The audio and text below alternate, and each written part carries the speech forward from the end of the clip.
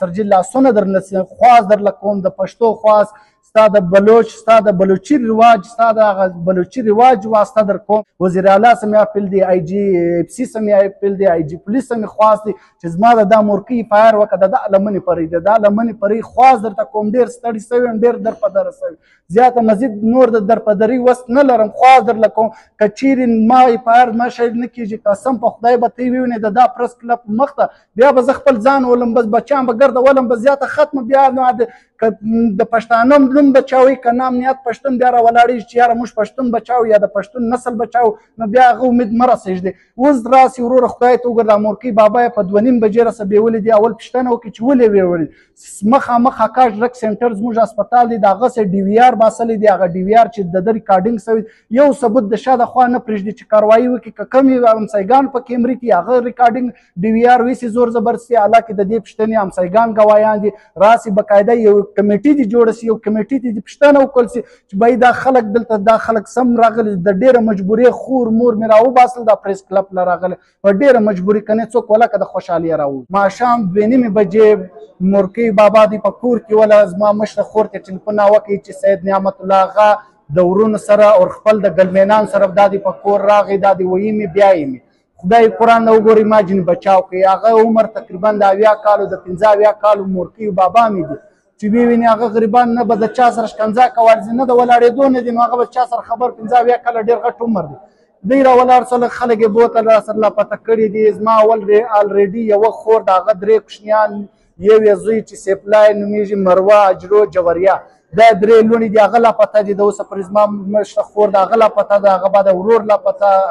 اخشي لاپته مور پلار لاپته موږ اوس د خپل نور مستقبل د دا زما خپل قسم په قرآن زه پر ځان بیرېږم په دغه خورکیو په دغه مشران په ورونه دغه زموږ نسل راختم که وچ پلک د دغه سړي زه دومره مجبوره کړم چې دا سړي د 2018 سه موږ جینۍ را آرامه کړې بیا په دا 2014 کې زموږ بابا یې وفات شو زموږ سره رشته ختمه شوه دی را ولاړ سوی دی په یپلای مورکۍ بابا خوندې کور د کوره پوره خاندان یې واخیستې ډیپورټه کوي حالانکې ته ډیپورټه کوې د ډیپورټېدو یې طریقه کار سته اول خو ته هغه مهاجرین وګوره چې په هغه کې مهاجرین ته راولاړ شي لوکل خلک دې واخیسته ډیپورټه دي کړل بیا هغه ځای خلکو واپسي راولېږو بیا موږ دلته کورټ ته ولاړو هایکورټ ته هایکورټ باقاعده په دې باندې فیصله ورکړه چې دا غیر قانوني ډیپورټه سوي د دې کورونه ډي سي ټکه بیا زموږ کورونه دوباره راله خلاص کړل بی دی د هغه بعد راولاړ شو بیا زموږ د اخ شي ول هغه غریب پورته کې لاپته دی د اوسه پرې بیا په 11 تاریخ یو مشر ورور راسه وړی دی لاپته دی ماش دله مو وروره په ملک باري حاجي رؤوف صاحب ورتوله دله ګران وطن ورتول چې بهی راسه که د دا سړي سره ستا یو حساب سته یا د دا خاندان سره ستا یو کتاب سته که یوه روپۍ ده لس یې د ما واخه که دی پر تا ملامت و زه به د تا څه معافي نه زما سره یوه روپۍ سته نه یوه خبره سته نه زموږ په کور کې زما سره موږ ته د نیکه بابا یو څه جایداد راپاته دی د زما په جایداد سترګې نیولې دي حالانکې هغه جایدادونه وګوره زموږ د هغه ټیمه چې دی چې په 3 انې په 2 انې زموږ نیکه موږ ته خرید کړي دي هغه یې راپرېښي دی د هغه ټیم په موږ پسې خلک چې دي دا د پشین شینګوري سیدان دي د دوی سید نعمت الله آغا نومیږي ورور یې کلیم نومیږي بل ورور یې نجیب نومیږي بل ورور یې محیب نومیږي دوی ګرده په دا مدرسه روډ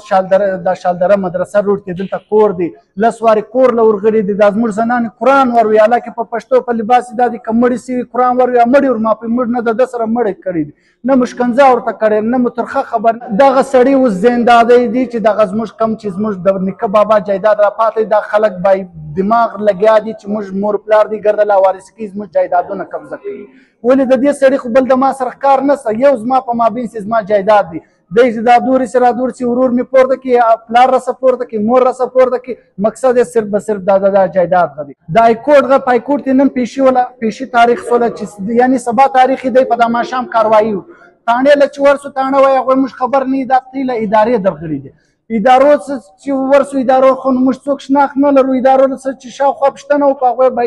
موږ دونه لیونیان نه یو چې پر دې پسې درځو تی کوم کار کړی دی دی چې دی سر مې سر نه خلاص چې وروره زه ستا قرضدار یم ته ما ته ودرې زه به ستا قرضداري که روپۍ زه به 10 درکړم را سره کښېنه خبره را سره وکړه که ته درکړم مورکۍ بابا ورونه دوی را سپورته کړه لاپته که دا خو ظلم دی ناجایزه ده